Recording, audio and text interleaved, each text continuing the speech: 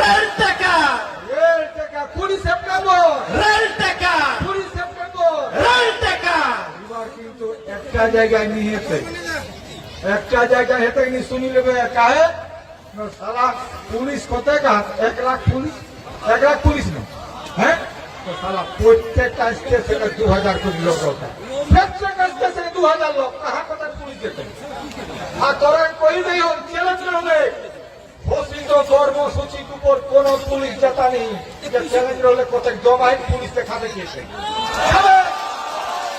কোন পুলিশ পাত্তা দিয়ে যায় কাহে